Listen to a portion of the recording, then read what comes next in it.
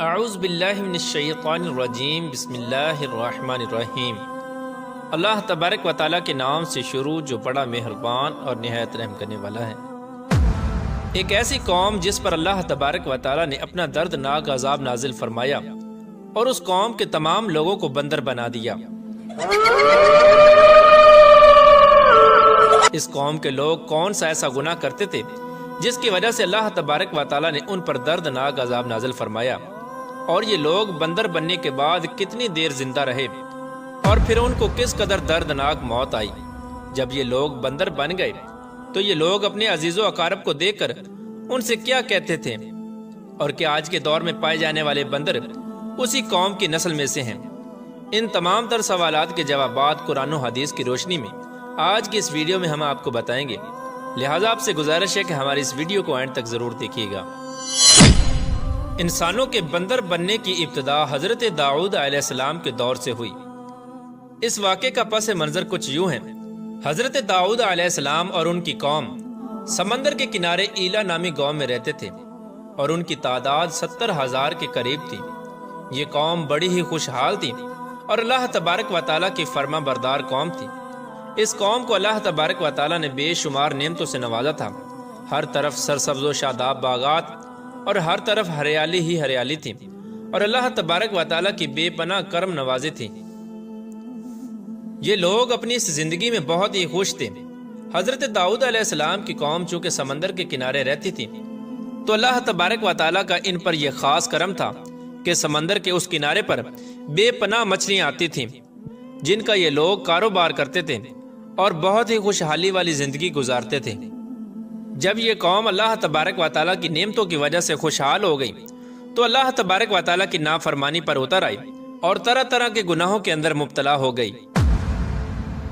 اور پھر ایک دن اللہ تبارک و تعالیٰ نے اس قوم کا امتحان لینے کا ارادہ کیا اور حضرت داؤد علیہ السلام کو وحی بھیجی کہ اپنی قوم سے کہہ دیں کہ وہ سنیچر کے دن یعنی ہفتے والے دن مچھلی کا شکار کرنا بند کر دیں۔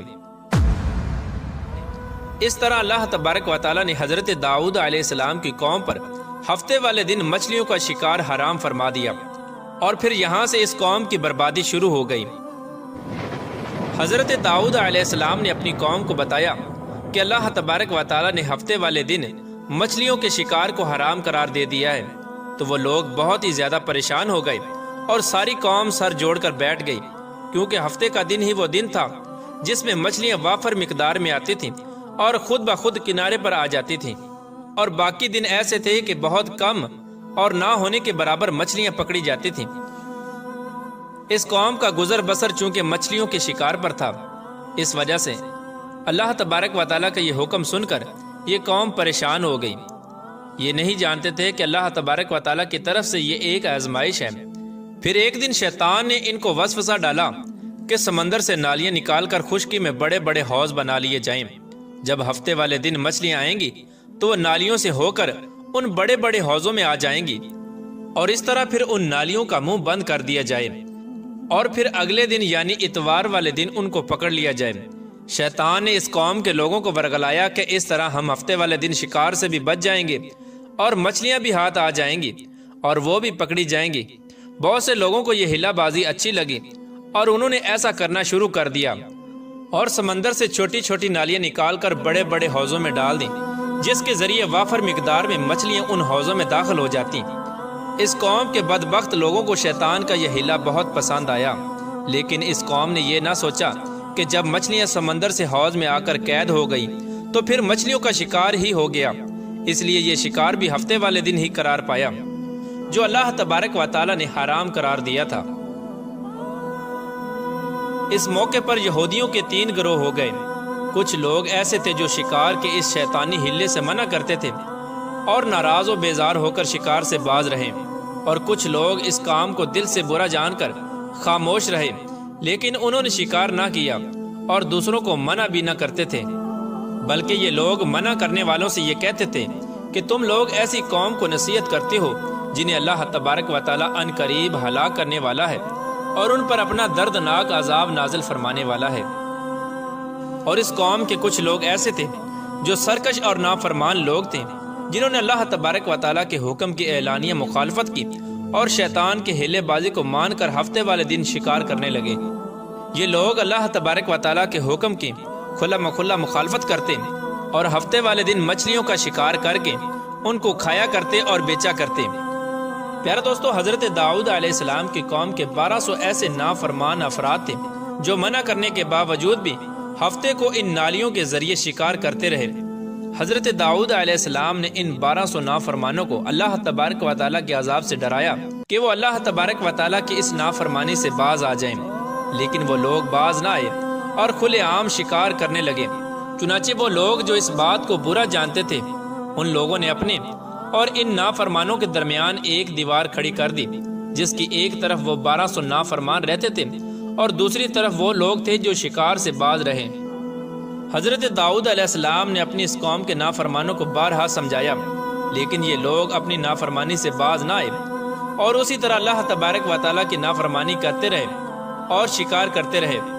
پھر ایک دن حضرت داؤد علیہ السلام نے غضبناک ہو کر شکار کرنے والوں پر لعنت فرما دی۔ اس کا اثر یہ ہوا کہ ایک دن خطا کاروں میں سے کوئی بھی اپنے گھر سے باہر نہ نکلا۔ یہ منظر دیکھ کر کچھ لوگ ان کی دیواروں پر چڑھ گئے تاکہ معلوم ہو سکے کہ وہ لوگ کس حال میں ہیں۔ جب ان لوگوں نے ان نافرمانوں کو دیکھا تو وہ سب کے سب بندر کی صورت میں مسخ ہو چکے تھے۔ اللہ تبارک و تعالیٰ نے ان کی نافرمانی کی وجہ سے ان پر اپنا دردناک عذاب نازل فرمایا اور ان کو انسانوں سے بندر بنا دیا۔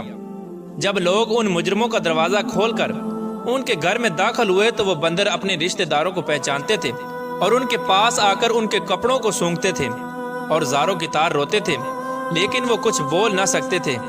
اللہ تبارک و تعالیٰ کے ان نافرمان بندر بن جانے والے لوگوں کی تعداد 12,000 تھی۔ ان 12,000 لوگوں نے اللہ تبارک و تعالیٰ کی نافرمانی کی اور اللہ تبارک و تعالیٰ نے ان کو بندر بنا دیا، جس طرح کہ اللہ تبارک و تعالیٰ سورہ بقرہ میں ارشاد فرماتا ہے، اور بے شک ضرور تمہیں معلوم ہے تم میں کہ وہ جنہوں نے ہفتے میں سرکشی کی تو ہم نے ان سے فرمایا کہ ہو جاؤ بندر دھتکارے ہوئے۔ اس طرح حضرت داؤد علیہ السلام کی قوم کے 12,000 نافرمان بندر بن گئے۔ یہ لوگ 3 دن تک زندہ رہے اور اس دوران یہ کچھ نہ کھا سکتے تھے اور نہ ہی پی سکتے تھے، بلکہ یوں ہی بھوکے پیاسے سب کے سب ہلاک ہو گئے اور 3 دن کے اندر سب کے سب مارے گئے۔ اور وہ لوگ جو ان نافرمانوں کو اللہ تبارک و تعالیٰ کی اس نافرمانی سے منع کرتے تھے، اللہ تبارک و تعالیٰ نے ان کو اس عذاب سے سلامت رکھا، اور وہ لوگ جو اس شکار کو برا جان کر خاموش رہتے تھے، اللہ تبارک و تعالیٰ نے ان کو بھی اس عذاب سے سلامت رکھا۔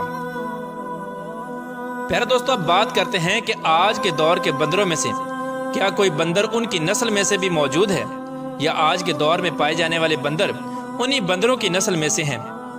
اس کے متعلق روایات میں آتا ہے کہ حضرت عبداللہ بن مسعود رضی اللہ تعالیٰ عنہ سے روایت ہے کہ حضور پاک صلی اللہ تعالیٰ علیہ وآلہ وسلم سے کسی نے سوال کیا کہ آج کے بندر کیا حضرت داؤد علیہ السلام کی قوم سے ہیں؟ تو حضور نبی کریم رؤوف الرحیم صلی اللہ تعالیٰ علیہ وآلہ وسلم نے ارشاد فرمایا کہ اللہ تبارک و تعالیٰ جس قوم پر عذاب بھیجتا ہے یا ان کی شکلوں کو مسخ کرتا ہے تو یہ عذاب انہی پر ہوتا ہے جن پر وہ عذاب نازل ہوا تھا، اور اس کے بعد اللہ تبارک و تعالیٰ ان لوگوں کو ہلاک کر دیتا ہے اور ان کی آگے نسل نہیں بڑھتی۔ اس لیے یہ بات غلط ہے کہ کچھ لوگ یہ سوچتے ہیں کہ آج کے بندروں میں بھی حضرت داؤد علیہ السلام کی قوم کے بندر بننے والوں کی نسل موجود ہے۔ ایسا کچھ بھی نہیں ہے۔ وہ لوگ صرف اور صرف 3 دن زندہ رہے اور اس کے بعد سب کے سب ہلاک ہو گئے، اور اللہ تبارک و تعالیٰ نے اس قوم کے نافرمانوں کو صفحہ ہستی سے مٹا دیا۔